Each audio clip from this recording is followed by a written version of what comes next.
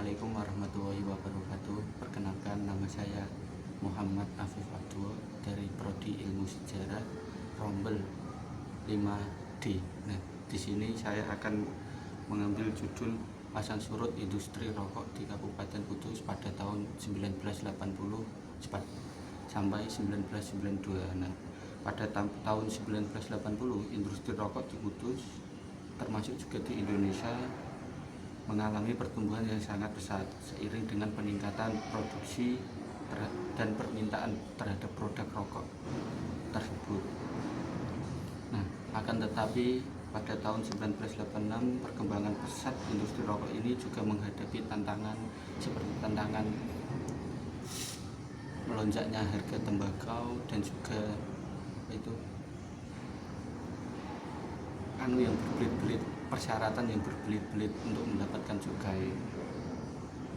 Pada tahun 1988 juga munculnya inovasi rokok baru dari Sampurna, PT Sampurna, yang juga menambah persaingan antara industri rokok yang berada di Indonesia. Hal ini juga menjadikan industri rokok Kudus mengalami penurunan yang cukup signifikan. Masa kejayaan industri rokok di Kabupaten Kudus. Nah, pada tahun 1980-an industri rokok di Kudus mencapai puncak kejayaannya, menjadikan kota ini sebagai kota produksi rokok terbesar hampir di seluruh Indonesia. Nah, Kudus merupakan salah satu daerah dengan sejarah panjang dalam produksi rokok. Industri tidak hanya memberikan kontribusi besar terhadap UMKM yang berada di Kabupaten Kudus, tetapi juga memberikan dampak yang cukup besar melalui infrastruktur dan lain sebagainya. Nah, industri rokok di Kudus mulai mengalami transformasi dari sistem produksi yang manual yang awal mulanya menggunakan sigaret tangan atau menggelinding menggunakan tangan, beralih dengan menggunakan mesin yang lebih meningkatkan produktivitas pada tahun itu. Namun modernisasi industri ini berdampak pada berkurangnya karyawan sehingga mengakibatkan banyaknya pengangguran pada masa saat itu. Dengan adanya modernisasi dalam produksi rokok, salah satu pabrik terbesar di Kudus yaitu PT Djarum berhasil menaikkan penjualannya sampai dengan 7.450 juta batang. Hal ini menjadikan kontribusi industri rokok terhadap pendapatan daerah mencapai titik tertingginya. Pada periode ini, pajak dan cukai dari industri rokok menjadi sumber pendapatan utama bagi Kudus, yang kemudian mendorong pembangunan infrastruktur seperti puskesmas, universitas, dan juga banyak perubahan dan tantangan yang dihadapi industri rokok di Kudus. Memasuki tahun 1990-an, industri rokok di Kudus mulai menghadapi berbagai macam tantangan dan juga hambatan yang sebagian besar dipengaruhi oleh perubahan kebijakan, dinamika pasar, dan kesadaran masyarakat. Salah satu tantangan utama adalah semakin ketatnya regulasi pemerintah pelabelan terhadap industri rokok, terutama kebijakan cukai yang terus meningkat, perbatasan iklan, dan pelabelan produk yang mencantumkan peringatan kesehatan. Kebijakan ini mulai memengaruhi daya saing industri, terutama bagi perusahaan kecil yang kesulitan menyesuaikan diri dengan kenaikan biaya produksi akibat cukai yang terus setiap tahunnya meningkat. Perubahan regulasi pemerintah juga menjadi salah satu pengaruh yang cukup signifikan dalam perjalanan industri rokok di Kabupaten Kudus. Seiring meningkatnya perhatian terhadap kesehatan masyarakat dan upaya pengendalian tembakau dan juga cengkeh, pemerintah menerapkan sejumlah kebijakan dan seperti tata niaga cengkeh yang mengatur pembelian cengkeh dari pabrik-pabrik rokok kretek tidak dapat lagi membeli cengkeh langsung kepada para petani atau melalui KUD seperti yang selama ini dia lakukan. Akan tetapi sejak diberlakukannya tata niaga cengkeh pada tahun 1990-an, pemasaran cengkeh yang mendapat hak sebagai satu-satunya pemasar cengkeh. Semua penghasil cengkeh baik dari kebun petani maupun milik pabrik rokok kretek sendiri harus menjual cengkeh melalui BPPC yang nantinya akan kembali dibeli oleh pabrik rokok. Keadaan seperti itu menimbulkan prosedur pembelian yang berbelit-belit, apalagi prosedur tersebut juga dikaitkan dengan pemberian pita cukai kepada pabrik rokok kretek yang telah membeli cengkeh dari BPPC. Hal ini berpengaruh pada pemasaran rokok karena rokok yang belum ada pita cukainya belum bisa dipasarkan.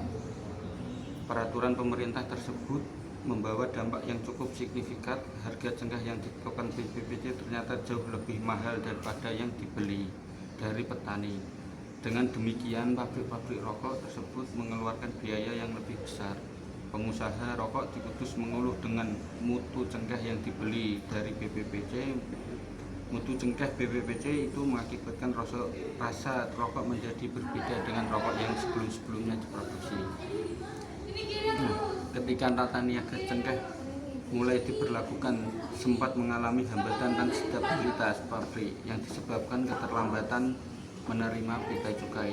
Hal ini berdampak pada produksi dan juga penjualan rokok yang diperkirakan menurun sekitar 1 miliar batang.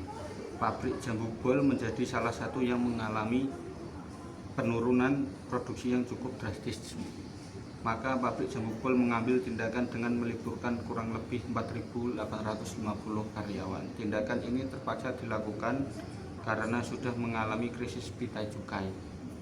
Di satu sisi, produksi yang masih menumpuk tanpa pita cukai yang tidak bisa dipasarkan.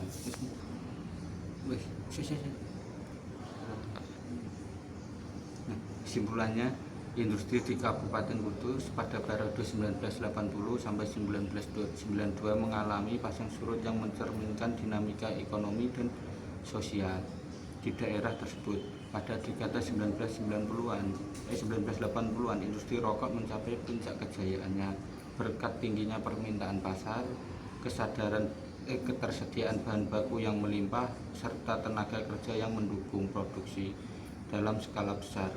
Modernisasi melalui mekanisme produksi di perusahaan-perusahaan besar seperti PT Jarum meningkatkan efisiensi dan kapasitas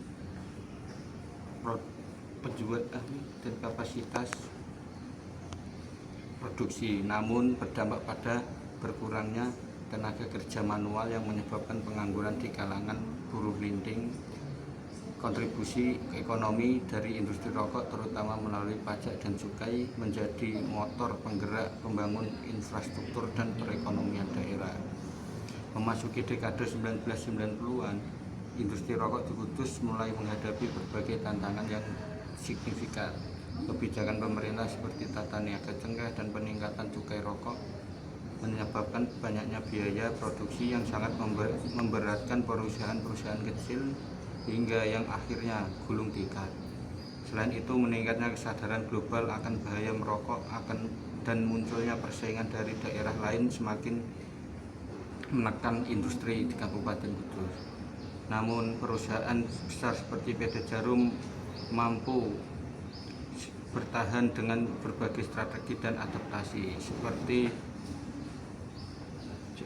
modernisasi teknologi, diverifikasi produk, serta ekspansi pasar ke luar negeri. Di sisi lain, perubahan ini juga berdampak pada struktur sosial masyarakat di Kabupaten Kudus, di mana banyak keluarga yang sebelumnya bergantung pada industri rokok harus beradaptasi dengan perubahan ekonomi tersebut. Secara keseluruhan, penelitian ini menegaskan bahwa meskipun menghadapi tantangan berat pada dekade 1990-an, industri rokok di Kudus tetap menunjukkan ketahanan melalui inovasi dan strategi adaptif. Perusahaan besar berhasil mempertahankan eksistensi mereka, sedangkan industri rokok secara keseluruhan tetap menjadi bagian integral dan identitas ekonomi dan budaya bagi masyarakat Kudus. Ini saja yang saya bisa sampaikan, kurang lebihnya mohon maaf. Wassalamualaikum warahmatullahi wabarakatuh.